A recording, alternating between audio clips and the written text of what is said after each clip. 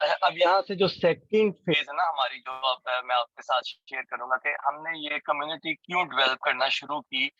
Basically आप लोगों ने वीडियोस देखी हैं, मैं काफी ई कॉमर्स के ऊपर काफी फोकस किया हुआ था हमने एक 1.5 साल से। उसकी वजह ये थी कि लोग जर्मनी में इतने ज्यादा बिजनेस ओरिएंटेड नहीं थे, और जॉब करते स्टडी करते थे, स्टडी के बाद जॉब करते थे, तो उन्हें फिर हमने जो एक इजी वे आउट देखा बिजनेस की तरफ लेकर आने में, जो कम रिस्की है, कम इन्वेस्टमेंट रिक्वायर्ड है, उसमें एफर्ट्स इतनी ज्यादा नहीं रिक्वायर्ड, यानी एफर्ट्स से मुराद है कि आपका टाइम इतना नहीं required during the working hours, आप ऑफ द वर्किंग आवर्स बड़ी आसानी से काम कर सकते हैं। तो उसमें ई कॉमर्स जो ना बड़ा एक बेस्ट पॉसिबल सोल्यूशन था कि जो भी बंदा ई कॉमर्स में करना चाहता है वो अपनी मर्जी से अपना टाइम एडजस्ट कर सकता है और कम से कम पैसों के अंदर एक बिजनेस को स्टार्ट करके कम से कम बिजनेस की नो हो दे सकता है। तो ये बेसिकली हमारा जो है ना फर्स्ट स्टेप था कि लोगों को बिजनेस की तरफ लेकर आए, लोग बात करें, पढ़ी लिखी कम्युनिटी जो है वो बात करे। अभी आप देखते होंगे जर्मनी के अंदर मैक्सिमम जो बिजनेस ओनर्स हैं वो लोग थे जो कभी असाइलम पर आए, या जो शादियां कर कर आए, या शादियां करके रह रहे हैं, या इतने हाईली एजुकेटेड नहीं है, लेकिन उन्होंने अपने सर्वाइवल के लिए, क्योंकि अब उन्हें अच्छी जॉब्स नहीं मिल सकती, हाईली क्वालिफाइड नहीं है, तो उन्हें अच्छी जॉब्स की बजाय उन्होंने बिजनेस की तरफ स्विच किया, और बिजनेस में उन्होंने रिस्क लिया, और रिस्क उन्होंने फिर पे ऑफ होते देखा है। मतलब आप लोग भी देखते हैं जर्मनी में जो जितने वेल ऑफ कम्युनिटी है वो ज्यादातर पढ़े लिखे नहीं है, लेकिन बिजनेस ओनर्स हैं, और वो ज्यादा वेल ऑफ है जर्मनी में एज कम्पेयर टू प्रोफेशनल्स जो कि जॉब कर रहे हैं। तो इस सारी चीज को बताने का मकसद है कि मतलब बिजनेस के अंदर बहुत पोटेंशियल है, इसीलिए हम चाहते थे कि जो पढ़ी लिखी कम्युनिटी है वो भी इसकी तरफ आए, और इसको टेस्ट करे कम से कम ई कॉमर्स के थ्रू। इसको जब उन्हें पता चल जाता है कि बिजनेस कैसे होता है, फिर आगे वो बढ़ के जैसे मर्जी अपनी मर्जी से नई लाइन्स ढूंढे। तो मतलब कभी भी हम फिक्स नहीं हो सकते किसी भी एक फील्ड के ऊपर। तो मैं अपना भी बताता हूँ, मैंने टेक्सटाइल से स्टार्ट किया, फिर मैं प्लास्टिक स्क्रैप की तरफ गया, और अब तकरीबन 10 एक साल से मैं प्लास्टिक स्क्रैप ही कर रहा हूँ, बल्कि बीच में मैंने मेटल स्क्रैप भी किया था कुछ अर्सा। तो ये है कि आपने चीजें ढूंढनी होती हैं कि कौन सी चीज आपको क्लिक देती है, ठीक है। ये तो होता है इंडिविजुअल लेवल के ऊपर, क्योंकि मेरे पास कहने के अपना करने के लिए कोई गाइडेंस नहीं थी मौजूद, ठीक है। जो फैमिली बिजनेस था वो तो एक था ही, चल ही रही हैं चीजें, उसमें मैं जो भी करता, यानी वो मेरी अपनी अचीवमेंट मुझे नहीं फील होती थी उसमें कि मेरी अपनी अचीवमेंट हो। तो उसके लिए फिर मैंने मेटल से स्टार्ट किया, प्लास्टिक की तरफ आया। तो उस सारे को करने का मकसद ये था कि एक सेल्फ अचीवमेंट है, सेल्फ लर्निंग प्रोसेस है। तो मुझे उसमें जो डेफिशिएंसीज लगी थी वो ये थी कि मुझे कोई बताने वाला नहीं था, कोई समझाने वाला नहीं था कि कैसे ये चीजें हो सकती हैं। तो जिसकी वजह से मुझे तकरीबन कहने के 6 साल का अरसा लगा इस टोटल जर्नी के अंदर इस मुकाम पे पहुंचने के लिए, कि मैं फिर उस चीज को एग्जीक्यूट कर सकूं जो कि मेरा ड्रीम था, या मेरा उस वक्त एक टारगेट था, कि मैं पर्सनल फ्रीडम हो, मैं अपनी मर्जी से कहीं पे भी ट्रैवल करूं, कहीं पे आऊं जाऊं, अपनी मर्जी से काम करूं। तो इसमें मुझे 6 साल का अर्सा लगा। तो इस कम्युनिटी को जो हमारा बनाने का मकसद है ना वो यही था कि जो लोग आते हैं, अब हर बंदा जो ना 6 साल सरवाइव नहीं कर सकता। मेरे सर्कमस्टांसेस और थे, मुझे कुछ बैकअप था, मेरे पास कुछ बैकअप थे, जिसकी वजह से मैं इतना लंबा अरसा सर्वाइव करता गया, कम कम अर्निंग के साथ में सर्वाइव करता गया, और आहिस्ता आहिस्ता मैं ग्रेजुअली इस स्टेज तक आया कि ये चीजें एग्जीक्यूट हो गई, ठीक है। लेकिन हर इंसान लाजमी नहीं कि हर इंसान के पास वो बैकअप्स मौजूद हो, वो सपोर्ट मौजूद हो। तो इसलिए फिर मैंने ये सोचा था कि एक ऐसी चीज की जाए जिसमें कम्युनिटी एक डेवलप की जाए, जो बिजनेस ओरिएंटेड लोग हों, चाहे उसमें ई कॉमर्स से रिलेटेड है, उसमें फिर मेरी एक्सपर्टीज इंपोर्ट एक्सपोर्ट में ज्यादा है, तो उसमें इंपोर्ट एक्सपोर्ट की एक्सपर्टीज दी जाए। शारिक मेरे साथ कनेक्ट हो गए, शारिक की चूंकि आईटी बेस्ड एक्सपर्टीज बहुत ज्यादा है, तो उन्होंने उन्हें फिर हमने आईटी के लिए इसमें स्पेसिफाई किया।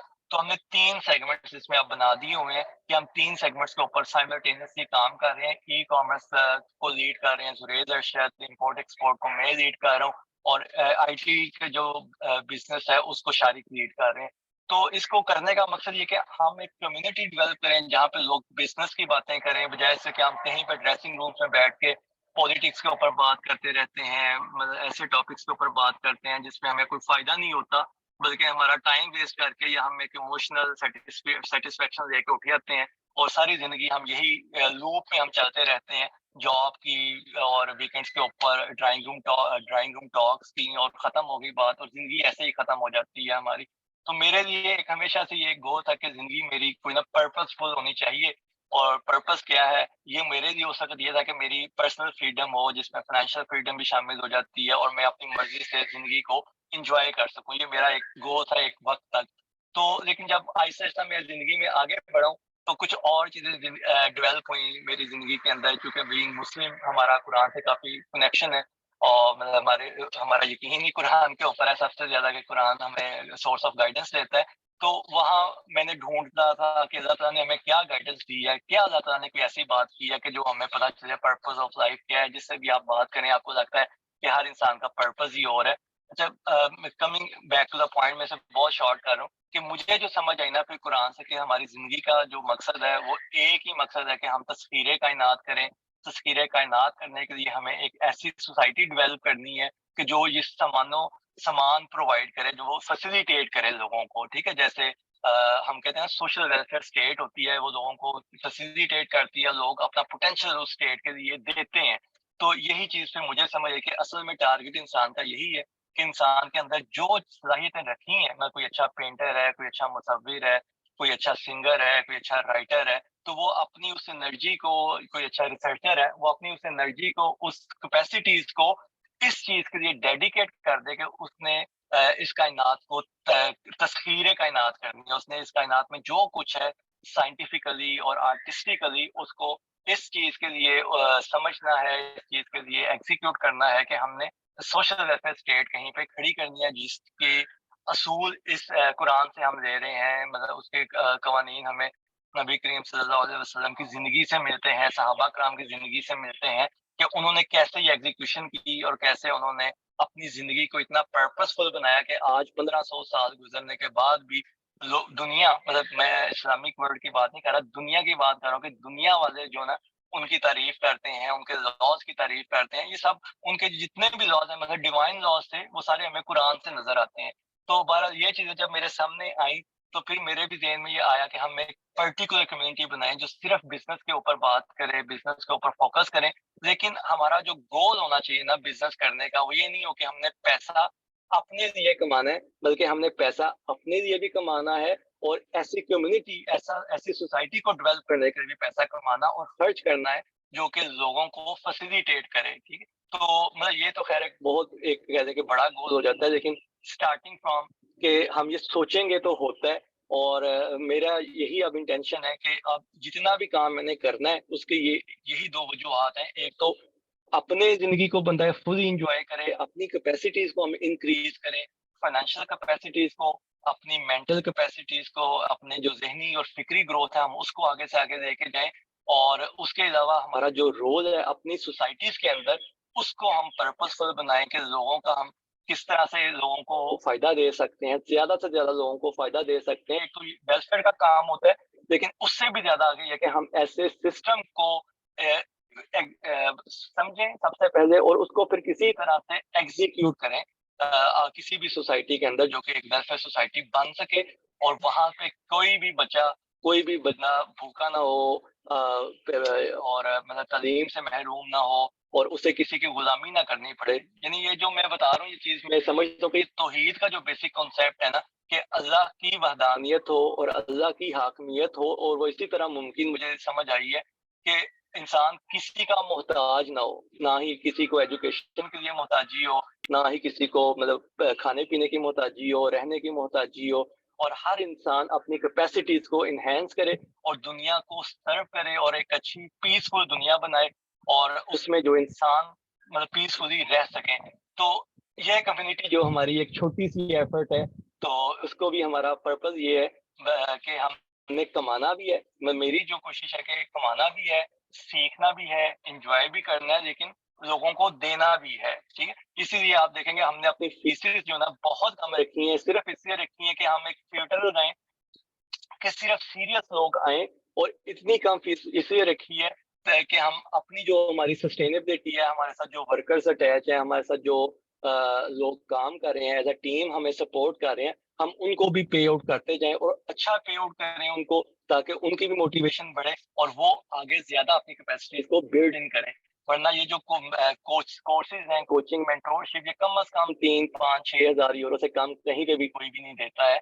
लेकिन हमारा जो मकसद है वो ये है कि हम अपने आप को सस्टेनेबल कर दें, और प्रॉफिट जो है ना, अब आता हूँ मैं पॉइंट के, हमारा जो प्रॉफिट है ना बेसिकली जो मैं देखना चाहता हूँ या देख रहा हूँ, वो ये कि हम एक कम्युनिटी बनाएं जिसमें हम म्यूचुअली काम करें। जैसे वसीम के कॉन्टेक्ट्स हैं मेटल स्क्रैप के अंदर, मेरा एक्सपीरियंस है, हम इस चीज को जल्दी करें और हमारा एक म्यूचुअल बेनिफिट निकल आए। ठीक है, उसमें कम या ज्यादा वो डजंट मैटर, किसको कम जा रहा है किसको ज्यादा जा रहा है, हर एक इंसान को उसकी एफर्ट के हिसाब से जाएगा, तो वो कोई प्रॉब्लम नहीं होता। लेकिन वो ऑटोमेट होती जाती है चीजें कि आपकी अर्निंग उधर भी हो रही है, आपकी अर्निंग अहमद के साथ भी हो रही है, जुहेब के साथ भी हो रही है, उसामा के साथ भी हो रही है, और आप सब भी मिलके इंटरलिंक होके भी काम कर सकते हैं। ठीक है, जैसे अब उसामा करना चाहते हैं जैकेट्स का, और यहाँ पे अगर हमारे पास कोई बंदा आता है जिसको कहता है ये मेरा एंड जर्नी में सिक्योर है, मुझे पाकिस्तान में एंड चाहिए, तो उसामा उसको प्रोवाइड कर दें, वसीम उसको चीजें दे सकते हैं, जुहेब उसको मतलब सर्विसेज दे सकते हैं। तो इस कम्युनिटी का मकसद हमारा यही है कि हम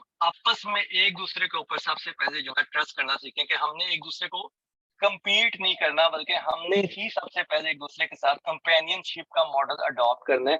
कि अब मैं आपको बताता हूँ कि अब मैं प्लास्टिक स्क्रैप का कर रहा हूँ, अब मैं मलेशिया गया हूँ, मलेशिया में जिस कंपनी के साथ मैं काम कर रहा हूँ उसके आगे 3 फैक्ट्रीज हैं, और उन्हें तकरीबन 8 से 10 किस्म के डिफरेंट मटेरियल्स चाहिए।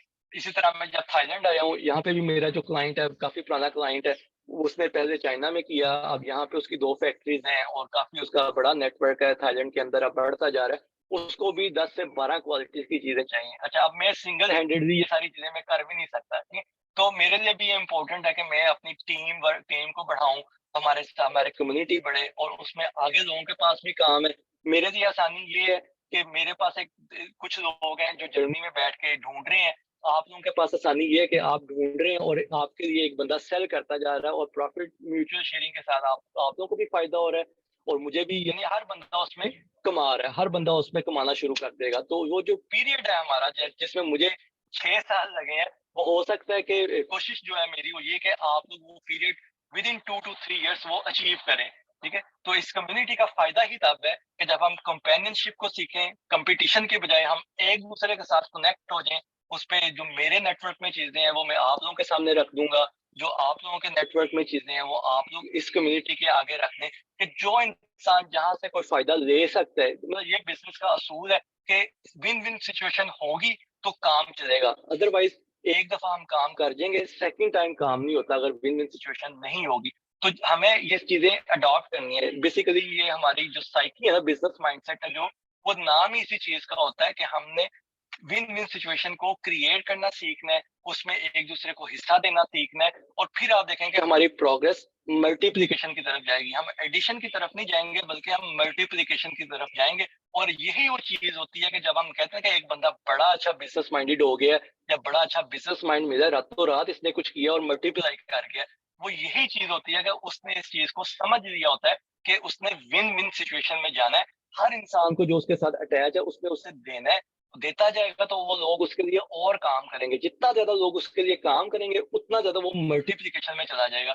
तो यही बरकत है जो हम समझते हैं, कुरान का जो कॉन्सेप्ट है बरकत का, वो यही चीज है कि जब आप लोगों को देते हैं, लोगों के साथ शेयर करते हैं, तो वो चीजें आपके लिए प्लस होने की बजाय मल्टीप्लाई होना शुरू हो जाती है। और यही बरकत हमारे यहाँ मिसिंग है। मतलब आप देखें ना पाकिस्तान के अंदर क्यों बरकत अब कम नजर आती है, क्योंकि लोग कंपेनियनशिप की तरफ नहीं है, कंपटीशन में चले गए हैं और एक्सप्लॉइटिव हो चुके हुए हैं। हम एक्सप्लॉइट करते हैं दूसरों की सर्विसेज को, दूसरों के एफर्ट्स को, उन्हें कम देते हैं, खुद ज्यादा लेने के चक्कर में होते हैं। तो वो जाहिर बात है कि एक हद तक काम करता है, बहुत अच्छा ये काम नहीं चाहता। तो लेकिन अगर आप दूसरों को भी दें, खुद भी दें, तो वो आपका लॉन्ग टर्म है, सस्टेनेबिलिटी यही है। और ये चीजें आप जर्मनी में देखें या यूरोप में आप देखें, वेस्टर्न वर्ल्ड में देखें, यहाँ पे यही है कि हर कंपनी दूसरे को पूरा सपोर्ट करती है, क्योंकि उन्हें उसका मुआवजा मिल रहा होता है, उन्हें उसका पैसा मिल रहा होता है। तो यही चीज वो उन्हें मोटिवेट करती है कि वो ज्यादा एफर्ट करें, अच्छी क्वालिटी दें, अच्छा काम करें और अच्छे पैसे वो भी कमाएं, और जिसके लिए वो काम कर रहे हैं उसको अच्छी क्वालिटी मिलेगी तो उसको भी अच्छे दाम मिलेंगे, तो उसकी कंपनी भी ग्रो करेगी। इसीलिए जर्मनी में कंपनीज ग्रो कर रही हैं, वेस्टर्न वर्ल्ड में कंपनीज ग्रो कर रही हैं, और पाकिस्तान में बहुत सारी कंपनीज काम कर करके रह जाती है, नस्लें बढ़ जाती हैं, लेकिन कंपनी उस तरह ग्रो नहीं करती जिस तरह जर्मनी में या वेस्टर्न वर्ल्ड में कंपनीज ग्रो करती हैं। तो मैं जो समझाऊं कि ये वो रीजन है उनके पीछे, कि इन्होंने बरकत का जो कॉन्सेप्ट है वो हमारे से लेके अडॉप्ट कर लिया, और हमने बरकत का जो कॉन्सेप्ट था, जो कुरान जो कॉन्सेप्ट देता है, उसको हमने छोड़ के कुछ वज़ाइफ के अंदर महदूद कर दिया है, जबकि वो कॉन्सेप्ट क्या है कि आपने जो लिया है, आपको जो आए हैं पैसे उसमें दूसरे को उसका जायज़ हिस्सा देते जाएँ और वो आपके लिए मल्टीप्लिकेशन होती जाएगी। तो ये सारा पर्पज़ है इस कम्युनिटी को बनाने का कि हम एक तो हमारी पर्सनल डेवलपमेंट भी हो, जो चीज़ें हमें पता है, बीइंग मुस्लिम हमारे लिए इम्पोर्टेंट है कि हमारी उखरवी ज़िंदगी आसान हो, दुनिया की ज़िंदगी तो अच्छी हो ही हो, लेकिन उससे ज़्यादा इम्पोर्टेंट हमारे लिए ये है कि उखरवी ज़िंदगी हमारी आसान हो। तो उखरवी ज़िंदगी को अल्लाह ताला क्या कहता है, कामयाबी क्या है? अल्लाह ताला कहता है कि कद अफ़लह मन ज़क्काहा व कद ख़ाबा मन दस्साहा, कि जो अपने नफ्स की तरबियत करता है ना, असल कामयाबी वो है। मतलब ये जो दुनिया में हमें कामयाबी नज़र आती है, ये एक टेम्परेरी सक्सेस है ना, मतलब कुरान भी इसको यही कहता है कि ये एक आर्ज़ी दुनिया है, असल दुनिया जो है वो इसके बाद शुरू होगी। लेकिन इस दुनिया को हम छोड़ भी नहीं सकते। ये वही जो बात मैं बता रहा हूँ कि जो समझो मैं कि वो जो सोशल वेलफेयर स्टेट का कॉन्सेप्ट है, वो भी इसी दुनिया के अंदर है जिसमें हमें आगे लेके जाना है, और जिसका पर्पज़ ये है कि हम देंगे तो हमारे नफ्स की तरबियत होगी। तो ये बड़ा ट्रिकी पॉइंट है कि अल्लाह ताला जो कहता है ना कि नफ्स की तरबियत कैसे होगी, वो देने से है। तज़किया नफ्स जो है वो देने से है, और इसीलिए हमारा जो कॉन्सेप्ट है ज़कात का, वो इतना अहम कॉन्सेप्ट है कि उसमें देना है आपने, देते जाएँ, आप देते जाएँ, लोगों को बाँटते जाएँ, देते जाएँ, लेकिन इनफरादी तौर पर नहीं, बल्कि एक गवर्नमेंट के तौर पर आपने देना है, एक वेलफेयर स्टेट के तौर पर आपने देना है, तो फिर उस स्टेट के अंदर आपने पुट इन करना है। अब हमारे पास वो स्टेट नहीं है, लेकिन हो सकता है कि किसी वक़्त कोई ऐसी जमात बन जाए, कोई ऐसी तंज़ीम बन जाए कि जो ये काम करे, लेकिन अभी हम इंडिविजुअल लेवल के ऊपर ये कर रहे हैं। तो बताने का मकसद है कि हमने अपने जो नफ्स की तरबियत करनी है, उसका एक बड़ा अहम पहलू ये है कि हमारा जो नफ्स है, वो उसी ने उखरवी ज़िंदगी पे जाना है, उसी ने आगे बढ़ना है, और उसका जो काम है वो देना है, और देंगे हम सिर्फ़ तब जब हमारे पास कुछ होगा। तो लेने के लिए हमने क्या करना है, लेने के लिए वही असूल हैं जो गोरों ने भी अपनाए हुए हैं, जो हम देखते हैं जर्मनी में भी जर्मन कंपनीज़ ने भी अपनाए हुए हैं। लेने के लिए वही असूल है, लेकिन देने का जो असूल है ना, देने का जो असूल है वो हमें कुरान बताता है। जो मटीरियलिस्टिक वर्ल्ड है, जो कैपिटलिस्टिक वर्ल्ड है, वो हमें यही बताती है कि जो आपने कमा लिया ना वो सब आपका है, सिवाय टैक्सेस के दे के, बाकी आपने ऊपर साम बन के बैठ जाना है, किसी को देना है तो बस थोड़ा-सा देना है एहसानन। लेकिन कुरान जो बात है ना वो कहता है कि आपने जब देना है ना, देना भी ऐसे है कि दूसरे का हक है इसमें। मतलब कुरान लफ्ज़ इस्तेमाल करता है कि हक़्क़ुन लिस्साइली वल महरूम, कि आपके माल में साइल का और महरूम का हक है। मतलब हम एहसान नहीं करते किसी के ऊपर, बल्कि वो हक उसका दे रहे हैं। तो ये चीजें हमारे नफ्स को ग्रो करवाएंगी। इसी चीजों को हम चाहते हैं कि हम ग्रो करें। हम इंफरादी तौर पर ग्रो कर रहे हैं। जब कभी कोई जमात ऐसी बनती हो तो हम उसमें भी अपना पूरा इनपुट शामिल करें, तो ताकि हम जो अल्लाह का कानून है, अल्लाह का एक निज़ाम है, उससे पूरी दुनिया में कहीं पे या कहीं पे नाफ़िज़ करने से स्टार्ट कर सकें। तो ये एक कह लें कि एक जद्दोजहद है, जिसके ऊपर हम पहले तो पर्सनल लेवल से स्टार्ट कर रहे हैं, फिर हम देखेंगे कि आहिस्ता-आहिस्ता अगर हम कलेक्टिव तौर पर कुछ कर सकते हुए, तो जो कि होना चाहिए, हमारी ज़िंदगी का मकसद ये होना चाहिए कि हमने जो अल्लाह का निज़ाम है, तौहीद बेस हो, जो जिसमें कोई किसी का मोहताज ना रहे, वो निज़ाम यहाँ पे खड़ा करना वो मुसलमानों की ज़िम्मेदारी है। यही हज़ूर अकरम ने किया, यही उनके सहाबा ने किया, और यही हर दौर के मुसलमान की ड्यूटी है। लेकिन वो होगा तब जब हम खुद को इनेबल करेंगे, फाइनेंशियली स्ट्रॉन्ग करेंगे, और मेंटली स्ट्रॉन्ग करेंगे, हमारी कैपेसिटीज़ ज़्यादा होंगी। तो इस चीज़ के लिए हमने ये कम्युनिटी को डिज़ाइन किया है, जिसमें हम एक-दूसरे के साथ कंट्रीब्यूशन करें। इसमें भी हमारा तज़किया नफ्स ये है कि हम दें, दें, और जो दूसरा बंदा ले रहा है वो उसको अकोमोडेट करें, और उसके सिलसिले में जो भी जायज़ प्रॉफ़िट मिलता है, वो एक-दूसरे के साथ हम शेयरिंग बेसिस के ऊपर काम करें। तो आप देखेंगे कि विदिन 1 टू 2 इयर्स हम कहाँ से कहाँ जा सकते हैं एज़ अ टीम। अदरवाइज़ ये है कि इंडिविजुअल बेसिस के ऊपर आप देखते हैं बहुत से बिज़नेसेस स्टार्ट होते हैं, और बिज़नेस की जो सक्सेस रेशियो है ना, जो जर्मनी में भी आप स्टैट्स देखेंगे, it's only 10 to 20% success ratio. बाकी 70 टू 80, बल्कि 80 टू 90% जो है वो फेलियर रेशियो होती है। उसकी वजह यही होती है कि हर इंसान इंडिविजुअली मुआशरे में जाता है, इंडिविजुअली लेवल के ऊपर सफर करता है। जैसे मेरी कैपेसिटी थी, मैं बियर कर गया, 6 साल का था। अब जिसकी कैपेसिटी नहीं होगी 2-4 साल निकालने की, वो फेलियर की तरफ चला जाएगा। ठीक है, तो ये एक चीज है, जब हम इंफरादी तौर पर काम करते हैं तो हमारा फेलियर रेट हमेशा मैक्सिमम होता है। अगर हम कलेक्टिवनेस के साथ काम करेंगे, कम्युनिटी के तौर पर काम करें, तो जैसे मैं आपको बता रहा हूँ, मेरे पास क्लासिक स्क्रैप में ऑप्शन है, वसीम के पास मेटल स्क्रैप में ऑप्शन हैं, उसामा के पास टेक्सटाइल्स में ऑप्शन है। इसी तरह हर बंदे के पास कोई ना कोई कनेक्टिविटी है, कोई ना कोई रीच है, कोई ना कोई स्पेशल एक्सपर्टीज ऐसी हैं कि जो हमें आगे लेके जा सकती हैं। लेकिन ये होगा तब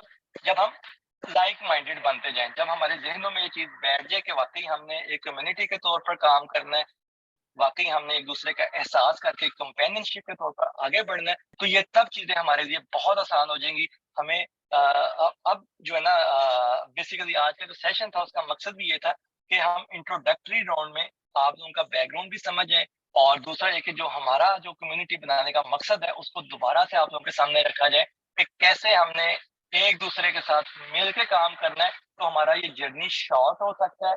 और अगर आप कहते हैं हमने इंडिविजुअल बेसिस के ऊपर करना है, तो उसके लिए फिर आप लोगों को बैकअप चाहिए होंगे, जो कम से कम 2 से 3 साल का बैकअप मौजूद हो, और उसमें फिर आप लोग इंडिविजुअल बेसिस के ऊपर चलें और फिर आहिस्ता आहिस्ता ग्रो करें। उसमें जाहिर बात है ग्रोथ एक लिमिटेड होगी, और अगर आप चाहते हैं कि मल्टीप्लाइड ग्रोथ हो, तो वो एक कम्युनिटी के साथ या वो पार्टनरशिप के साथ ही होता है, जिसको वेंचर कहते हैं। मतलब उसे हम कहते हैं वेंचर कैपिटलिस्ट भी होते हैं, जो कि वेंचर्स के अंदर इन्वेस्ट करते हैं। उनका पर्पज ये होता है कि वो ऐसी जगहों पर जाके इन्वेस्ट करें जहां से उन्हें फायदा नजर आए, ताकि उनकी मल्टीप्लिकेशन आगे बढ़ती रहे। ठीक है, तो यही चीज हम चाहते हैं कि हम वेंचर कैपिटलिस्ट कैपिटल की बेस पे ना बनाएं, बल्कि हम एक एहसास के तौर पर बनाएं।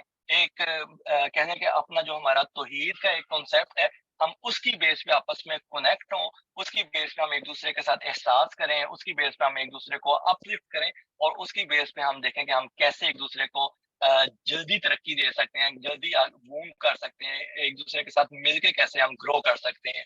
तो इस वजह से आप लोगों के जहनों में कुछ सवाल हैं, कुछ फीडबैक है, वो भी आप दें। और इससे पहले साद मलिक भी शामिल हुए हैं, तो साद आप भी अपना थोड़ा सा इंट्रोडक्शन करवा दें, और फिर हम ये राउंड आज का वाइंड अप करते हैं और फीडबैक और क्वेश्चन आंसर की तरफ चले जाते हैं। जी अस्सलाम वालेकुम। कैमरा भी अपना ऑन कर दीजिएगा जरा। ओके।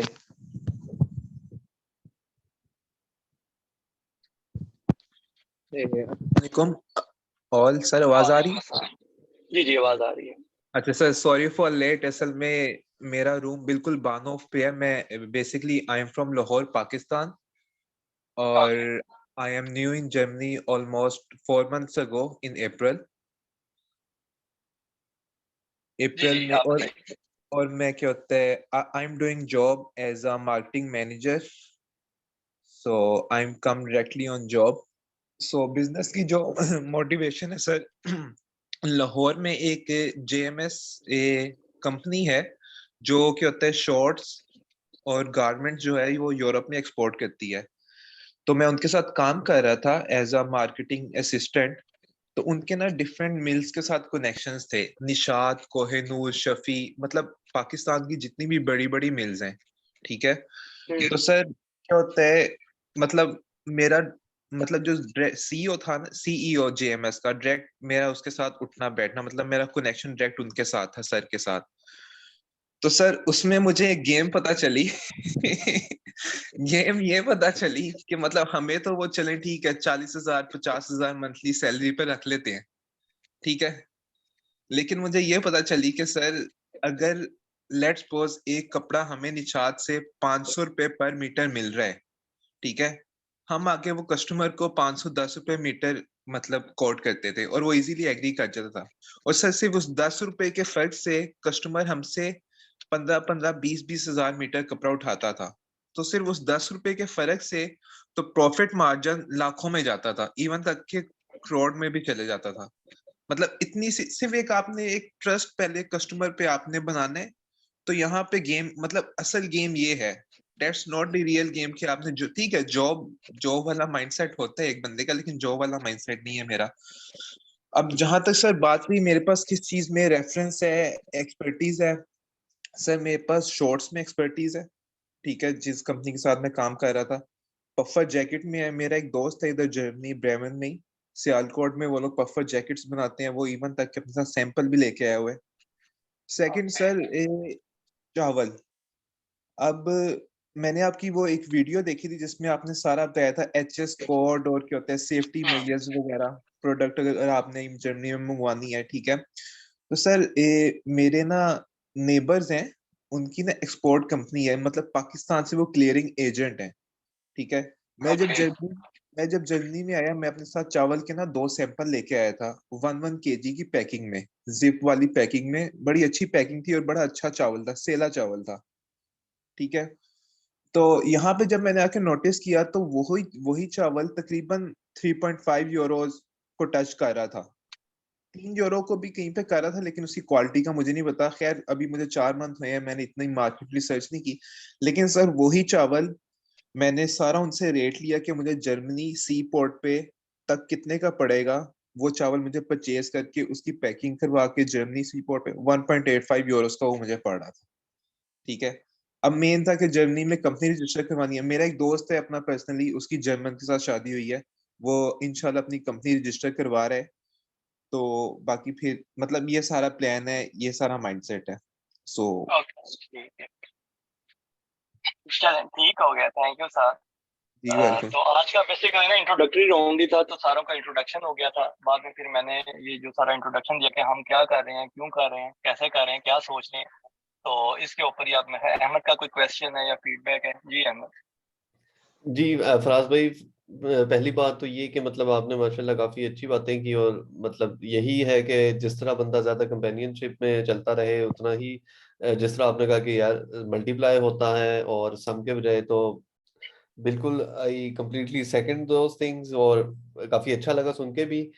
क्वेश्चन मेरा ये था, टाइम जो आपने मेंशन किया है कि कितना टाइम हमें वर्किंग आवर्स में चाहिए होगा और उसकी क्या एग्जैक्ट एक्टिविटीज हैं, क्योंकि मेरे साथ मतलब मेरी वाइफ भी हैं जो उसमें थोड़ा पार्टिसिपेट करेंगी, तो अगर मतलब ईमेल्स वगैरह आगे पीछे भेजनी हुई तो वो मतलब वो भी कर सकती हैं, और मैं ये देखना चाह रहा हूँ कि मेरी अपने लिए कितनी इसकी प्लॉजिबिलिटी होगी कंसर्निंग के यार किस टाइम पीरियड के अंदर मुझे कितना टाइम स्पेंड करना है।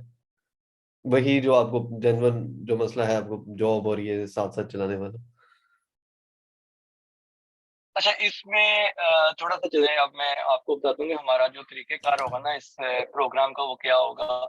इसमें सबसे पहले तो हम जो है ना मतलब प्रोडक्ट्स के ऊपर काम करेंगे, थोड़ा सा प्रोडक्ट्स को समझेंगे, ठीक है। आपकी जो भी प्रोडक्ट आप सोचेंगे, जैसे आपकी तो आपके ज़हन में अभी कंफर्म प्लान नहीं है, लेकिन वसीम के ज़हन में कंफर्म प्लान है कि उन्होंने मेटल स्क्रैप पे करना है, टेक्सटाइल पे और पिंक सॉल्ट पे करना है, ठीक। तो हम इन्हीं 3 चीज़ों को ना एक क्योंकि मैक्सिमम तो हमारे पास यही चीज़ें हैं, स्क्रैप है, टेक्सटाइल्स है और फूड में चावल ही है ज़्यादा। तो हम इन 3 चीज़ों के ऊपर फ़ोकस करके चलेंगे कि इनके लीगल इश्यूज़ क्या हैं, इनके एचएस कोड्स वगैरह क्या हैं, इन पे ड्यूटीज़ कैसे हमें पता चलेंगी, कहाँ से पता चलेंगी। तो हम ये इन्फॉर्मेशन सबसे पहले ना फ्लो ऑफ इन्फॉर्मेशन हम ना एक डेवलप करेंगे, मतलब वो हम आप लोग ही काम करेंगे उसके ऊपर। मैं आप लोगों को बताता जाऊँगा कहाँ से क्या चीज़ मिल सकती है, कैसे मिल सकती है, तो आप लोग वो ढूँढेंगे। वो करने का मकसद ये होगा कि आप लोग जब एक दफ़ा किसी भी एक प्रोडक्ट की वो कर लेंगे ना, फिर आपको कोई भी नई प्रोडक्ट ज़िंदगी में कभी मिलेगी ना, तो आपको पता होगा कि कैसे आपने इसको लेके चलना है, कैसे आपने इसको फाइंड आउट करना है, तो वो ईज़ी हो जाएगा। तो हम इन 3 चीज़ों को लेके चलेंगे, इन 3 चीज़ों के ऊपर आप थोड़ा-सा प्रैक्टिकल वर्क करेंगे। वो अभी जो शुरू का काम है, शुरू का काम तो आप ऑफ द ऑफिस टाइम भी कर सकते हैं। जी। असल में टाइम हमें चाहिए होगा उस वक़्त जब हमने मार्केटिंग करनी निकलनी है, मतलब कोई हमने बायर ढूँढना है या सप्लायर ढूँढना है। असल में वर्किंग आवर्स में तब हमें टाइम चाहिए होगा, ठीक है? वो समझ लें कि आफ्टर 1 टू 2 मंथ्स हमें जो ना ये टाइम चाहिए होगा, जिस पे आप कॉल्स करेंगे, ईमेल्स तो आप किसी भी वक़्त कर सकते हैं, कहीं से बैठ के भी कर सकते हैं। लेकिन कॉल्स जब करनी होंगी ना, उसके लिए आपको दिन में जो ना 2 टू 3 आवर्स देने होंगे। वो हो सकता है एक स्ट्रेच में हो जाएँ, वो हो सकता है आपको 2 से 3 स्ट्रेचेस में करना पड़े, मतलब आधा घंटा किसी वक़्त कर दिया या 1 घंटा सुबह कर दिया, 1 डेढ़ घंटा दोपहर में कर दिया। वो डिपेंड करेगा जो बंदे हैं उनकी अवेलेबिलिटी के ऊपर, ठीक? तो क्योंकि कुछ लोग होते हैं वो सुबह मिलते हैं, कुछ लोग होते हैं वो दोपहर में मिलते हैं फ़ोन पे, तो ये डिपेंड करेगा उनके ऊपर। अगर आपको हो सकता है सुबह वाले सारे मिल जाएँ, वो 2 घंटे आपको सुबह में चाहिए हों बेशक ना, बाद में आपको ज़रूरत ही ना पड़े फ़ोन कॉल्स की इतनी, बाकी ईमेल्स के ऊपर कम्युनिकेशन हो जाती है काफ़ी सारी। तो ये है थोड़ा-सा टाइम का ना। तो अभी यानी कि फर्स्ट 2 मंथ्स में या फर्स्ट 1 टू 2 मंथ्स में आपको दिन का टाइम इतना बॉदर नहीं करेगा, अभी वो ज़रूरत नहीं है आपको। अच्छा, और इसमें कॉल पे ही काम चल जाता है या आपको ट्रैवल भी करना पड़ता है, विजिट भी करना पड़ता है पर्सनली? विज़िट भी करने पड़ते हैं फिर, ठीक है? लेकिन शुरू में नॉर्मली ये होता है, हम शुरू में इन्फॉर्मेशन गैदर करते हैं, मतलब हमने लेट्स सपोज के 15-20 सप्लायर्स का डाटा इकट्ठा किया है, उनको कॉन्टैक्ट करते जाएंगे। तो मेरा ये तरीक़ेकार था कि मैं 15-20 को ना कॉन्टैक्ट कर देता था पहले से ही।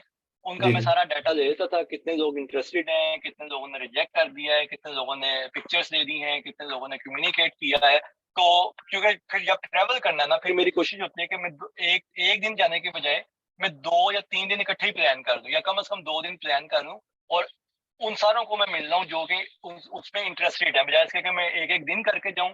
तो जी, उसमें जी। में एक तो आपका खर्चा भी ज़्यादा होता है, दूसरा आपका टाइम भी ज़्यादा लग जाता है। तो उससे बेहतर होता है कि आप देखें कि कौन से 3, 4, 5 कंपनीज़ हैं, जिनको आप 2 दिन में विज़िट कर सकते हैं, ताकि आप कम से कम टाइम में ज़्यादा से ज़्यादा जी, कंपनीज़ को जी। विज़िट करें। लेकिन ये सब होगा, विज़िट आपकी होंगे कम से कम 2 से 4 महीनों के बाद ही होंगे। हुँ, हुँ। अच्छा, और इसमें इंटरनेशनल विज़िट भी हो सकता है पॉसिबिलिटी, या उसका क्या होगा? जिस तरह आप हाँ, वो मेंशन बिल्कुल वो आपकी मर्ज़ी है। जैसे मैं स्क्रैप के जो सेलर ढूँढता हूँ, मैं अक्रॉस द यूरोप ढूँढता हूँ, ठीक है? तो चूँकि मेरी ट्रेडिंग है, तो ट्रेडिंग में ये है कि मेरे पास कोई यार्ड नहीं है, जहाँ पे मुझे बैठ के ड्यूटी देनी है, या मैंने किसी कंपनी से उठाना नहीं है, कोई पर्टिकुलर कंपनी नहीं है। तो मेरे पास जितने भी ज़्यादा सोर्सेज़ हो सकते हैं, वो उतना ही बेहतर है। तो मैं जर्मनी में भी और अक्रॉस द यूरोप भी सेलर्स को ढूँढता हूँ, और फिर मुझे वहाँ आना-जाना पड़ता है, तो बिल्कुल इंटरनेशनल ट्रैवलिंग भी आपकी शामिल हो जाती है। सही। चलिए। अच्छा फराज भाई, मेरे पास एक आइडिया है, वैसे अभी आया है मेरे ज़हन में। अक्सर मेरे दोस्त क्या करते हैं जो जर्मनी में है, वो जो सिगरेट कंज्यूमर्स हैं, वो पोलैंड जाते हैं। वहां से मतलब जो जर्मनी में 10 यूरो की डब्बी मिल रही है सिगरेट की, वो वहां से 4 यूरो 5 यूरो की लेके आते हैं। So can we work on cigarette as well? अच्छा, मतलब ये हो सिगरेट्स सकता पे ना ये आपको ना बेनिफिट तब भी है जब आप ऐसे ब्लैक में सेल करें ना, 4 यूरो की लेकर आए, 10 यूरो की सेल कर दें, वो रिकॉर्ड में कहीं नहीं आ रही थी। लेकिन जब आपकी चीज़ रिकॉर्ड में आई ना, जर्मनी में टोबैको के ऊपर बहुत ज़्यादा टैक्सेस हैं, इसलिए इसकी प्राइस भी ज़्यादा है। तो वो ओके, जब थैंक आप यू। हाँ, जब आप रिकॉर्डेड बिज़नेस करेंगे ना, तो मार्जिन आपका फिर इसमें शॉर्ट हो जाएगा। तो लेकिन मतलब काम कर सकते हैं बिल्कुल, मतलब फील्ड हर एक में पोटेंशियल तो हर एक में ही है ना। Thank you. अच्छा फराज भाई, टाइमिंग्स वगैरह सेट कर लें, क्योंकि उसका थोड़ा सा इशू होगा मेरा ख्याल है शायद। ठीक है। अच्छा, टाइमिंग का ऐसे करें कि 10 बजे का ही रख लें, अगर सबको सूट करता है। जो आज का टाइम था, यानी पाकिस्तान के 1 बजेंगे, जर्मनी के 10 बजेंगे, एवरी संडे। Every Sunday? जी, ठीक है। वसीम भी हैं, ज़ुहैब भी हैं, और मैं आपकी बात समझा नहीं, आपकी आवाज सही नहीं है, आप क्या कह रहे हैं? ये टाइमिंग का अगर हम करें कि एवरी संडे हम 10 बजे ही ये सेशन रख लें। हाँ, आई थिंक संडे ठीक है, संडे वुड बी फाइन, क्योंकि संडे में सब इकट्ठे होंगे तो बेहतर है, क्योंकि बाकी दिन में वर्किंग चल रही होती है, तो इट्स बेटर कि संडे। बिल्कुल, संडेज़ ऑफ भी हैं, और 10 बजे का टाइम ऐसा है कि बंदा सुबह उठ के ज़रा फ्रेश हो रहा होता है, तो उसके बाद दिन पूरा आपका अपना है। यानी संडे मैं वैसे ये सजेस्ट करता हूँ कि संडे जो आप कह रहे हैं वो बेहतर है। नहीं, नॉर्मल तो हम संडे ही इसलिए रखते हैं कि सैटरडे भी कोई ना कोई एक्टिविटीज होती हैं, तो संडे इज ऑफ डे, और उसमें लोग अक्सर फ्री होते हैं, सारे अपने ऑफिस की तैयारी कर रहे होते हैं। चलिए, फिर मैं बिल्कुल। सारे संडे पे एग्री कर रहे हैं, तो संडे को हम 10 बजे रख लेते हैं, फिर एवरी संडे ऑन 10 AM। आपकी आवाज नहीं आ रही फिलहाल भाई। क्लियर आ रही है शुएब भाई? ये शायद आपका कोई इशू हो। अच्छा, कट कट के आ रही है। बाकियों को तो आई गेस मैं क्लियर आ रही है, शायद कोई कनेक्शन का इशू ना हो आपके पास, या हाँ, अब मुझे भी क्लियर आ रही है जी। तो ये बेसिकली चलिए आज का ना इंट्रोडक्शन था कि हम क्या किस एंगल किन सोचों के साथ ये काम कर रहे हैं। तो मतलब उसमें चले अच्छा होगा कि अगर हम सारे इसी चीज़ के ऊपर फोकस करके काम करें, और एक दूसरे को सपोर्ट करें, और उसमें फिर हमारी सबकी ग्रोथ बड़ी आसान हो जाएगी, हमारे लिए आगे बढ़ना, एक दूसरे को आगे लेकर चलना। और इसमें एक चीज़ मैं और भी थोड़ा सा शेयर कर दूं, जो मेरा पर्सनल एक्सपीरियंस भी है, कि अगर आपके ज़हन में कोई प्रोडक्ट्स हैं भी ना, जैसे अभी हम सब ने कोई ना कोई प्रोडक्ट्स का नाम लिया है, तो इसको हम फाइनल ना समझें। मतलब बिजनेस में कभी भी कोई चीज़ फाइनल नहीं होती, ठीक है? हम ट्राई करेंगे, इन प्रोडक्ट्स को भी ट्राई करेंगे, जिसमें हमें ब्रेक थ्रू मिलता जाएगा, हम उस प्रोडक्ट को आगे लेकर चलते जाएंगे। अगर हम फिक्स कर देंगे प्रोडक्ट्स को, तो वो भी हमारे लिए बाज़ औक़ात होता है कि परेशानी बन जाती है। जैसे अभी जो है ना अभी टेक्सटाइल का बहुत काम हो रहा है जर्मनी में बहुत क्योंकि चाइना में लेबर कॉस्ट ज़्यादा हो गई है और बहुत सारे जो जर्मन कंपनीज़ हैं वो अब पाकिस्तान की तरफ मूव की हैं और पाकिस्तान में बहुत ज़्यादा एक्सपोर्ट को बूस्ट मिला था इसी वजह से कि चाइना ने जो ना बंद किए थे बंद नहीं की, चाइना की एक्सपेंसिव हो गई है प्रोडक्शन हो गई है। वैसे अच्छा भाई जो वो मेटल है आजकल तो ये मेटल का मेरा ख्याल वो शीन काफी चल रहा था, जो चाइनीज वेबसाइट है अमेजोन वगैरह से भी ज्यादा। किस चीज़ का? जो मेरा ख्याल चाइनीज वेबसाइट है शीन करके जो है वो काफी ज्यादा चल रही थी आजकल, तो अमेजोन शाइन है ये शीन करके अमेजोन से भी ज्यादा जो सुनने में आ रहा था। बस वो प्राइसेस की वजह से है ना, लेकिन आप देखेंगे कि टर्नओवर जो है वो अमेज़न का ही ज़्यादा होगा, रहेगा, चलता रहेगा। तो ये तो कॉम्पिटिटिव होते हैं, कॉम्पिटिशन चलता रहता है, ये अच्छा भी होता है। लोगों को ऑप्शन मिलती है, बहुत से लोग विश से खरीदते हैं, शीन से खरीदते हैं, अली एक्सप्रेस से खरीदते हैं, अमेज़न पे सेल कर रहे हैं। तो यही बिज़नेस मॉडल हैं जो कि अडॉप्ट करने होते हैं। सही। फरमान भाई मैं वैसे ये पूछना चाह रहा था कि जो मेटल स्क्रैप है इसका वैसे ज्यादातर कंजम्पशन कहाँ पे है, मतलब एशियन कंट्रीज में किस जगह पे आप कहते हैं कि ये ज्यादा इसकी डिमांड होती है? इसकी जो डिमांड है ना, पाकिस्तान में भी डिमांड है, लेकिन इसकी इंडिया में बहुत ज़्यादा डिमांड है। इसकी इवन के जो फार ईस्ट कंट्रीज़ हैं, इनमें भी अच्छी डिमांड है। जो पाकिस्तान में जो मेटल स्क्रैप है ना, वो बड़ा स्पेसिफिक किस्म का जाता है, हर किस्म का नहीं जाता, बहुत स्पेसिफिक है। और इसी वजह से हमें एक प्रॉब्लम आती है, जब हम बात करेंगे नेक्स्ट सेशंस के ऊपर भी, कि हमें सोर्सिंग में बहुत प्रॉब्लम आती है, क्योंकि पाकिस्तानी मार्केट बहुत क्लोज मार्केट होती है कि उसमें वो कंप्रेसर स्क्रैप के ऊपर बात करेंगे, एल्यूमिनियम कॉपर वायर के ऊपर बात बिल्कुल। करेंगे, मोटर्स के ऊपर बात करेंगे। लेकिन इससे हट के जो ना आइटम्स का वो बहुत मुश्किल हो जाता है, जबकि इंडिया जो है ना, मतलब कॉपर को कंप्रेसर को छोड़ के बाकी सारी सारी जो कह रहे हैं कि स्क्रैप की आइटम्स है ना, उनको डील करता है। तो यहाँ जब सोर्सिंग करते हैं तो कंपनीज उसे ही प्रेफर करते हैं, उस बंदे को प्रेफर करते हैं जिसके पास वास्टनेस हो, जो लिमिटेड ना हो। क्योंकि ये मेरा भी एक्सपीरियंस जो रहा वो यही प्रॉब्लम था। जब मैंने प्लास्टिक में स्विच किया तो मैं पाकिस्तान में काम कर रहा था पीवीसी, पॉलीप्रोपिलीन और पॉलीएथिलीन के साथ। तो ये बड़ी जनरल सी आइटम्स थी, इस पे हर बंदा ही काम करता है। तो वो यही कहता है कि आप कोई ऐसी चीजें भी हमारे से लें जो हर बंदा नहीं करता। तो जब मैं उस पे स्विच किया हूँ जो हर बंदा नहीं करता, तो फिर मुझे वो चीजें भी मिलती गई जो हर बंदा करता है। तो ये एकदम बड़ा ट्रिकी पॉइंट आता है। ये चीजें हमने समझनी है, सीखने के हमने उन चीजों के लिए भी बायर्स को ढूंढना है कि जो कम लोग करते हैं। जब आप उन चीजों में चले जाएंगे, फिर आपको दूसरी चीजें ऑटोमेटिकली मिलनी शुरू हो जाएंगी। सही जी। और दूसरी बात ये कि जब आप सोर्सिंग करते हैं तो जनरली, क्योंकि इंडिया की जब बात होती है इट्स डिफिकल्ट कि आप अपने आप रिप्रेजेंट भी कर रहे होते हैं, तो आप समझते हैं कि इस तरह की कोई हर्डल आती है जब आप इंडिया में सोर्सिंग कर रहे होते हैं क्लाइंट्स की, कि हमारे पास ये प्रोडक्ट है हम सेल करना चाह रहे हैं इस तरह से? देखो कोई इशू नहीं है, मतलब बिजनेस में मैंने देखा है कि बिजनेस के अंदर कोई नेशनैलिटी का कोई चक्कर नहीं है, कोई तासुब नहीं है। जहां आप दूसरे बंदे को कोई पैसे का बेनिफिट देंगे ना, वो आपके साथ खड़ा हो जाएगा, चाहे वो इंडियन है चाहे वो कहीं से भी है। तो उसे देखना ये कि आप उसको जो प्रोडक्ट दे रहे हैं वो ठीक है, प्राइस आपकी उसको सूट करती है, उसमें उसको प्रॉफिट मिल रहा है, तो वो आपके साथ कनेक्ट हो जाते हैं। तो कोई इशू नहीं होता। इंडियंस जो है इनका बहुत अच्छा एक्सपोजर है, चाइनीज का बेस्ट है जो अभी तक मैंने देखा है, और उसके बाद जो ना इंडियंस का है। और मतलब ये बहुत अच्छे बिजनेसमैन है, बड़े एक्यूरेट बिजनेसमैन है, और इनके साथ जब हम काम करते हैं या काम करेंगे तो आप लोग देखेंगे कि मतलब दे आर वेरी अपडेटेड और बिल्कुल टू द पॉइंट बात करने वाले।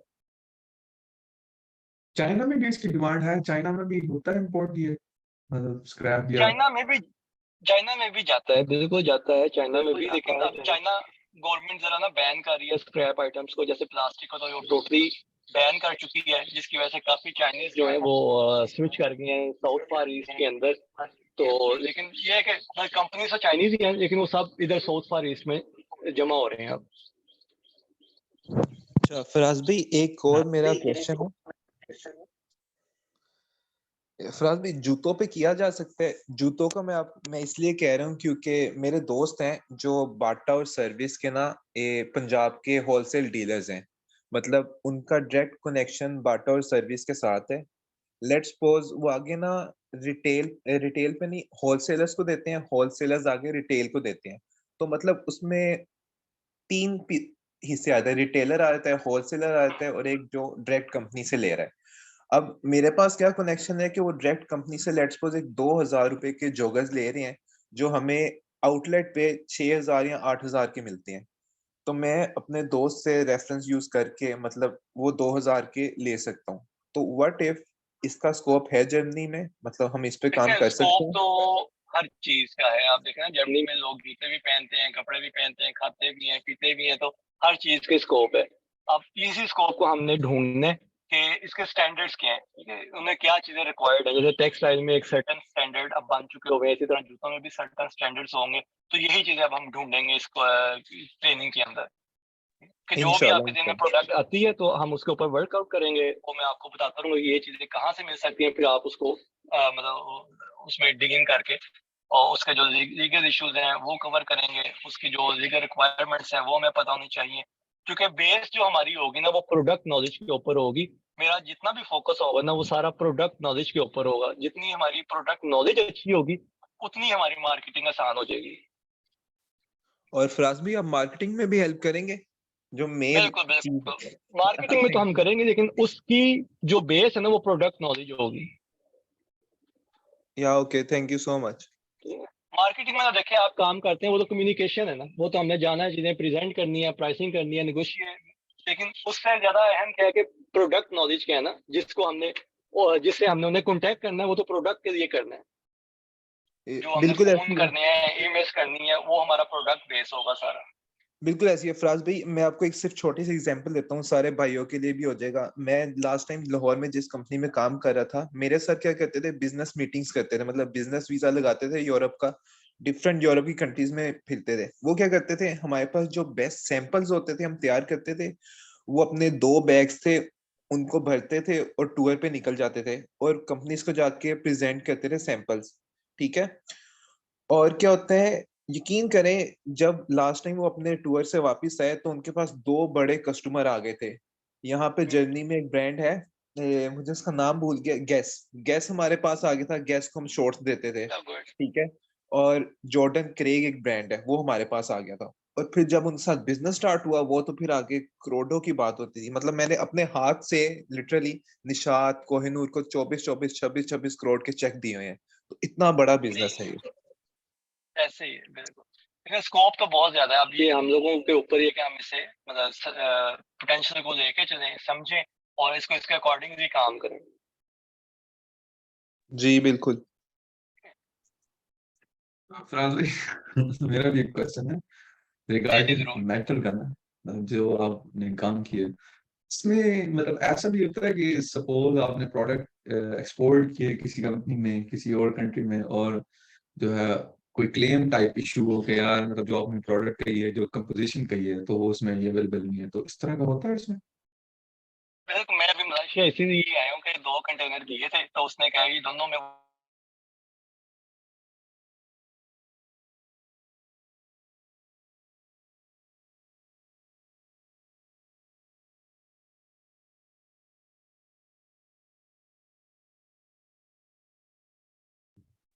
सुराज भाई का नेट आ रहा है?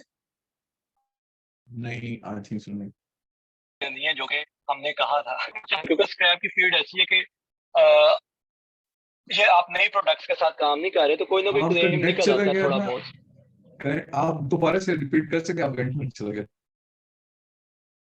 मैं बता रहा हूँ कि मैं मलेशिया भी इसीलिए आया हूँ कि 2 कंटेनर मैंने सेंड किए थे जर्मनी से, उन दोनों में ही इशू निकल आया। ठीक है, उस कंपनी ने कहा कि हम ये कंटेनर ऐसे यूज नहीं कर सकते, तो आप इसको वापस दे दें या किसी और को दे दें। ठीक। अब क्या मैंने इसका किया कि एक इंडियन क्लाइंट है, उससे मैंने बातचीत की, वो कहता मुझे आप सेंड कर दें। अब वहाँ थोड़ा बहुत पैसों का लॉस होगा, लेकिन ये चीजें निकल जाएंगी। लेकिन ये चीजें हैं कि आपको स्क्रैप के अंदर चलती हैं, बल्कि हर बिजनेस में चलती हैं, मतलब क्लेम हर बिजनेस में आते हैं। तो इससे हमने यही देखना होता है कि हमारे पास वे आउट क्या है इसको मिनिमाइज करने का। तो वो वंस वाइज होते हैं, क्लेम रोज नहीं आते हैं, लेकिन ये हमारी लर्निंग भी होती होती है और मतलब आप जितना मर्जी कॉन्शियस होकर चलें, ये कहीं ना कहीं ये चीजें आपको सामने आती है। तो लेकिन ये होते ऐसे हैं कि आप इससे एडजस्ट कर सकते हैं, मतलब ये ब्लंडर नहीं होते, ये मतलब कोई शॉर्ट कमिंग्स होती हैं चीजों की, तो वो आप समझ जाते हैं, आपको पता चल जाता है। लेकिन इसका फायदा क्या होता है, अब मैं आपको इसका फायदा बताता हूँ। मैं कभी भी मलेशिया नहीं आया, लेकिन इसकी वजह से मैं मलेशिया आना पड़ा, मलेशिया की वजह से मुझे थाईलैंड आना पड़ा। अब मैं थाईलैंड आया हूँ, तो जिस क्लाइंट के साथ मैं काम कर रहा हूँ ना, उसने मुझे कहा जी पाकिस्तान से बिना प्लास्टिक स्क्रैप आता है, तुम ढूंढो। तो मैंने मेरे 1-2 कॉन्टैक्ट से मैंने उनसे बात की, अब उनसे मैंने 2 घंटे में लेके इसको सेल भी कर दिया यहाँ बैठे बैठे। तो फराज भाई, ये है कि रास्ते अल्लाह ताला बनाते हैं, तो माशाल्लाह बिल्कुल, जब तो यही वो चीज है कि मतलब कहीं पे भी हम फंसते हैं ना, तो वो हमारे लिए एक कह लें कि एक नया स्टेप होता है आगे बढ़ने के लिए। अब मैं कभी मलेशिया ना आता, मैं अभी मेरा थाईलैंड का कोई प्लान नहीं था, लेकिन आना पड़ा और आने से एक और रास्ता खुल गया। और एक और बात है कि मतलब इसमें जिस तरह होता है कि अब जिस तरह भाई ने बात की राइस की या सैंपल की ना, तो इसमें तो फिर आप सैंपल वगैरह like how can you show them sample if you are suppose selling this product and matter scrap to any other company in another country, so आप उनको अब वो तो कंपोजिशन बताते हैं या क्या करते हैं? हाँ, कंपोजिशन ही होती है उसमें बेसिकली, मतलब जैसे आप एल्यूमिनियम कॉपर वायर है, उस पे उन्हें बताते हैं जी इसमें इतने % कॉपर है, इतने % एल्यूमिनियम है, तो ऑलमोस्ट वो निकल आता है उतने, ठीक है। तो लेकिन कई दफा हो भी सकता है, एक आध दफा चलें जी अगर 65% एल्यूमिनियम बताया है तो वो 63 निकल आया, ठीक है। तो लेकिन ये ऐसी इतने बड़े प्रॉब्लम नहीं होते, प्रॉब्लम ये है कि 65 मतलब आपने 65% एल्यूमिनियम बताया, वो 50 निकल आए, 40 निकले, तो ये प्रॉब्लम है। मतलब वो कंपोजिशन में तो नहीं दे सकता, लेकिन सैंपल कोई नहीं होता कि आपने कंपोजिशन बतानी होती है और आपने जिस कंपनी से वो प्रोडक्ट उठानी होती है, जिस जहां से वो स्क्रैप उठाना होता है, वो भी आपको कंपोजिशन ही देता मेटल में तो कंपोजिशन ही होती है, प्लास्टिक के अंदर आपको पता चल जाता है कि कौन सी क्वालिटीज हैं, क्योंकि उसमें डिफरेंट पॉलीमर्स हैं, तो पॉलीमर्स का और क्राइटेरिया है, मेटल्स का और क्राइटेरिया है। है। एक और क्वेश्चन है, लाइक जो स्क्रैप होता है ये तो एक कॉमन टाइप होता है, तो क्या जिसमें आप सपोज मैं बात करूं कि मेटल स्क्रैप की बात करूं, इसमें फिर आप जो है ना सोर्सिंग के लिए जो प्रोडक्ट वो मेटल लेने के लिए जो सोर्स करते हैं या हंटिंग करते हैं, वो क्या स्पेसिफिकली उस सेक्टर को टाइप करते हैं, जिसमें ऑटोमोटिव सेक्टर है, तो क्या वो चीजें वो जो अब जिस तरह Volkswagen ये कोई भी जो बड़ी कंपनीज है, या ये डिफरेंट कंपनीज होती हैं जो ये गाड़ियां को अलग से क्रैश करके इनका स्क्रैप बना के रखती हैं, या कुछ मतलब कैसा ये सिस्टम चलता है इनका? बिल्कुल, मतलब हर स्क्रैप की ना एक किस्म, स्क्रैप तो जनरल वर्ड है ना, मतलब हर स्क्रैप की एक किस्म है। जैसे ये नॉन आयरन मेटल्स कहते हैं इसको, जो हम एल्यूमिनियम कॉपर जिंक वगैरह करते हैं ना, ये नॉन आयरन मेटल्स हैं, ठीक है, नॉन फेरस जो है। तो इसी तरह फेरस मेटल्स हैं, इसी तरह फिर आपका बैटरीज का अलग आ जाता है, मोटर्स का अलग चला जाता है, कार क्रश वाले बिल्कुल अलग होते हैं जो सिर्फ कार्स को ही क्रश कर रहे होते हैं। फिर आप ऑटोमोटिव में हैं तो आपका प्लास्टिक का बहुत ज्यादा कंजम्पशन होती है इंटीरियर के लिए। सीट कवर्स जो है लेदर पीवीसी के भी बने होते हैं, आर्टिफिशियल लेदर जिसे हम कहते हैं, तो उसके अलग से होते हैं। तो हर एक को फिर हमने, इसलिए हमने अपनी नीश को डिफाइन करना होता है। जैसे मैं अब प्लास्टिक में कर रहा हूँ, मैं फेरस और नॉन फेरस को बिल्कुल भी टच नहीं करता, क्योंकि उसकी दुनिया ही और है। तो मेरे लिए प्लास्टिक की है, प्लास्टिक की दुनिया और है। तो ये जब हम जाएंगे इसके अंदर, तो एक नीश को हम लेके टारगेट करेंगे, तो उसी में हम काम करते जाएंगे आगे। चलिए वो तो ठीक है। तो फिर ये क्या होता है कि पहले आप जो है ना प्रोडक्ट यहाँ से फाइंड करते हैं, सपोज आप कहते हैं कि हमारे पास ये स्क्रैप अवेलेबल है, आप हमारा टारगेट ये इसको जो है ना हमने सेल कौन सी जगह पे करना है, हमने वो क्लाइंट्स ढूंढने, या फिर पहले आप कहीं से डिमांड पकड़ते हैं उसको फाइंड करते हैं, आप क्या करते हैं? नहीं, अब मेरे पास तो जैसे प्लास्टिक की डिमांड है ना, तो प्लास्टिक की जो भी डिमांड आती है वो मैं ढूंढने लग जाता हूँ। या मेरे पास प्लास्टिक का कोई भी मटेरियल आता है, वो फिर अपने जो बायर्स हैं उनको ऑफर करता हूँ कि वो क्या चाहते हैं, इसमें क्या कर सकते हैं। लेकिन मैं अब प्लास्टिक वाले को मेटल नहीं दे सकता, क्योंकि वो मेटल से बिल्कुल ही फारिग होगा ना। मतलब फारिग होने से मराद है कि उनके पास टाइम ही नहीं होता। मैं जो बंदा एक फील्ड में काम कर रहा है वो दूसरी फील्ड में हाथ नहीं डालता, उसका बस का काम ही नहीं है। तो इसी तरह हमने अब ये, अब मतलब आप लोगों ने अब इस पेज के ऊपर ये सोचना है कि कौन सी फील्ड के अंदर जाना है, और उसको फिर हम शुरू में जनरलाइज नहीं करेंगे। बस जैसे मैं बता रहा हूँ कि स्क्रैप में अगर आप करना चाहते हैं, आप शुरू में फेरस नॉन फेरस स्क्रैप को भी देखें, फेरस स्क्रैप को भी देखें, प्लास्टिक स्क्रैप को भी देखें, ताकि आपका नॉलेज एक बढ़ेगा और आपको जहाँ भी क्लिक मिलेगी वहां आप स्विच कर जाएं। मैंने भी ऐसे ही किया, मेटल स्क्रैप में कर रहा था, मैंने मेटल स्क्रैप छोड़ा नहीं था मुकम्मल, प्लास्टिक स्क्रैप को मैंने शुरू कर दिया, मुझे उस पर बेहतर क्लिक मिल गई, फिर मैंने मेटल स्क्रैप को मुकम्मल छोड़ दिया। सही सही। और मतलब जैसे आप कह रहे हैं कि हमने ऐसे स्पेसिफाई नहीं करना बल्कि जनरलाइज रखना है कि फेरस को भी देखना नॉन फेरस, तो इस तरह पे बंदा बहुत ज्यादा कंफ्यूज नहीं हो जाता, लाइक कि आपने फिर ये भी देखना है वो भी देखना है, फिर आपको मतलब डिफरेंट कंपनीज अप्रोच कर रहे होते हैं, तो आपको वो तो ठीक है कि आपको कोई भी मिल सकता है, लेकिन फिर ये बहुत बड़ा मतलब वो एक हो जाता है कि आप हर चीज को ऑब्वियसली एज अ स्टार्टर हमें ये भी तो देखना पड़ेगा, मतलब थोड़ा सा उसको खुद भी रिसर्च करना पड़ेगा कि यार फेरस जो है ना वो उसकी कंपोजिशन क्या क्या होती है, मार्केट में कौन कौन सी डिमांड है नॉन फेरस की, तो इट मेरे ख्याल में मतलब ऐसा नहीं है कि ये बहुत ज्यादा हो जाता है, या फिर ये कि आप स्पेसिफिकली एक प्रोडक्ट को देखें, उसको डिफरेंट जगह पे हंट करें, फिर उसकी डिमांड को आगे डिफरेंट जगह पे देखें, सोर्सिंग करें, और उसको एक दफा डिलीवर करके चेक करें कि कैसा सिस्टम है, तो फिर उसके बाद आप जनरलाइज पे जाएं, या मतलब क्या कहते हैं वैसे? देखिए उसमें ये है ना कि अगर आपके पास जैसे वसीम है ना, वसीम के पास डिफाइंड वे है कि उन्होंने मेटल स्क्रैप ही करना है क्योंकि उनका फैमिली बिजनेस है और उन्हें वो चीजें चाहिए, ठीक है। उन्हें मैं ये नहीं कहूंगा कि आप प्लास्टिक में भी जाएं, ठीक है, लेकिन आपके केस में आपका एक्सपीरियंस है, लेकिन आपके पास अभी कोई वो मुकम्मल ऐसा बैकअप नहीं है, ठीक? तो जो ट्रेडिंग है ना, बेसिकली ट्रेडिंग में हमें मुख्तलिफ चीजों को साथ लेके ही चलना पड़ता है। अगर हमारी प्रोडक्शन हो या हमारे पास कोई मैन्युफैक्चरर हो तो ऑब्वियसली फिर हम उसी के गाइडेंस को फॉलो करेंगे ना, फिर हम उससे डेविएट नहीं करेंगे। लेकिन ट्रेडिंग में अब चूंकि हमने ट्रेडिंग करनी है, वो किसी भी चीज की हो सकती है, अब हमें नहीं पता कि कौन सी चीज क्लिक करती है, तो हम आहिस्ता आहिस्ता पैरेलल चीजों को करते जाएं। बेशक एट वंस सारा चीज कुछ ना शुरू करें, मतलब आप 5 महीने एक चीज को दे दें, अगले 3 महीने में दूसरी चीज ऐड करके उसको भी एडअप कर दें, तो आहिस्ता आहिस्ता करें, ग्रेजुअली कर लें, फौरन ना करें सब कुछ। लेकिन ये देखने के लिए कि आपको क्लिक किस चीज में मिलेगी, उसके लिए आपको जाहिर बात है कुछ चीजें टेस्ट करनी पड़ेंगी। अगर आप कहेंगे मैं एक चीज को 1 साल दूं, दूसरी को 1 साल दूं, तो वो फिर आपका ये टाइम प्रोलॉन्ग होता जाएगा। ये अब आपने फिर देखना कि आपने कितने टाइम में करना है। कम टाइम के लिए फिर आपको जाहिर बात है ज्यादा मेहनत करनी पड़ेगी, और ज्यादा टाइम में करना तो बेशक फिर हम स्लो एंड स्टडी चलते रहे, वो कोई इशू नहीं है, वो मतलब आपके पर्सनल सर्कमस्टांसिस के ऊपर मैटर करती हैं चीजें।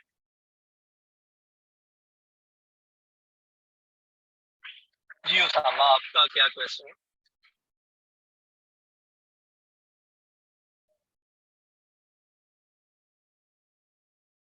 उसामा आप माइक म्यूट कर लें। जी सॉरी, आवाज आ रही है? जी अब आ रही है आवाज। जी, मेरा सवाल ये था कि अगर हमने पाकिस्तान से ये प्लास्टिक स्क्रैप को एक्सपोर्ट करना हो, फॉर एग्जांपल किसी यूरोपियन कंट्री या एशियन कंट्रीज में, तो यहाँ पे उसके लिए भी कंपनी रजिस्ट्रेशन की जरूरत होती है, कोई लाइसेंस की जरूरत होती है, और क्या इसमें प्रॉफिटेबिलिटी है कि हम पाकिस्तान से एक्सपोर्ट बाहर कर सकते हैं? जी जी बिल्कुल, मैं अभी यही बता रहा हूँ कि पाकिस्तान से, कराची से मेरे कॉन्टेक्ट्स में थे कुछ लोग जो स्क्रैप को डील करते हैं, प्लास्टिक का वो जमा करते हैं कराची में, सॉर्टिंग करते हैं, वॉशिंग करते हैं और उसको एक्सपोर्ट कर रहे हैं। मलेशिया में भी कर रहे हैं, थाईलैंड में जैसे मैंने अब उनसे बाइंग की है वो भी अब करेंगे। तो ये भी एक बड़ा अच्छा बिजनेस बन रहा है पाकिस्तान के अंदर, क्योंकि पाकिस्तान में प्लास्टिक बहुत ज्यादा यूज हो रहा है। तो स्पेशली जैसे ये पेट की बॉटल्स हैं, और जैसे ये हमारे डिटर्जेंट्स की बॉटल्स हैं, और जो ये पानी की बॉटल्स आ रही हैं, जो बड़ी बॉटल्स आती हैं 30-50 लीटर की, वो काफी ज्यादा क्रश होके अब बाहर जा रही हैं। चाइनीज नहीं, ये चाइनीज ही रहे हैं, लेकिन कोई वियतनाम में है, कोई थाईलैंड में है, कोई मलेशिया में है। तो उसके लिए आपको कंपनी ही रजिस्टर करवा के थ्रू द प्रोसेस, जो है एक्सपोर्ट का पूरा प्रोसेस होता है, उसमें गुजरना होता है। तो वो आपको इंफॉर्मेशन चाहिए तो मैं आपको कांटेक्ट दे सकता हूँ बंदों का जो ये कर रहे हैं, जिनसे आपको ये इंफॉर्मेशन सारी फर्स्ट हैंड इंफॉर्मेशन मिल जाएगी पाकिस्तान की। मेरे पेश नजर ज्यादा फोकस है जर्मनी से काम करवाना लोगों को, तो मेरे पास जर्मनी की इंफॉर्मेशन ज्यादा है एज कम्पेयर टू पाकिस्तान की इंफॉर्मेशन, लेकिन ये कि वो आपको मिल जाएगी उन कॉन्टेक्ट्स के थ्रू। और ये बड़ा अच्छा काम है जो अब स्टार्ट, मतलब बहुत से लोग आप देखते होंगे, मैं अब जब पाकिस्तान में ज्यादा रहता हूँ मैं देखता हूँ कि ट्रक भी भर के जा रही हैं बोतलों के, रक्शे भी बड़े भरे हुए हैं, लोडर्स जो है बोतलों से भर के जाते हैं। तो वो यही लोग कर रहे हैं कि जो उसको लोकल रिसाइकलिंग भी कर रहे हैं और एक्सपोर्ट भी कर रहे हैं। जी बिल्कुल सही है, बिल्कुल सही है। और ये एक बड़ा अच्छा फ्यूचर ओरिएंटेड काम है, और इसमें अभी बड़ा स्कोप है। मेरा नहीं ख्याल अभी बहुत ज्यादा लोग इसमें इन्वॉल्व हुए हैं। पाकिस्तान में इस चीज का कोई ज्यादा इतना स्कोप नहीं है, ये मैं समझता हूँ एक तो जो बड़े सिटीज में चंद एक लोग इसको कर रहे हैं, अगर इसको किया जाए मेरे लिहाज से, तो पाकिस्तान में एक तो स्क्रैप तो काफी ज्यादा तादाद में होता है, और बिल्कुल अगर उसको हम जन चैनलाइज कर ले तो एक अच्छा यहाँ पे सेटअप क्रिएट किया जा सकता बिल्कुल बिल्कुल। देखिए वो आप कराची में बैठ के वो पंजाब से भी बाइंग करते हैं, पंजाब से भी कराची मंगवाते हैं, तो ये कहीं भी बैठ के आप कर सकते हैं। है। जी जी जी, बेहतर सर। ठीक है जी, मैं अब वाइंड अप करते हैं आज का सेशन। तो इंशाल्लाह फिर नेक्स्ट संडे 10 बजे जो है ना, मैं पाकिस्तान के 1 बजेंगे और जर्मनी के 10 बजेंगे, तो जिस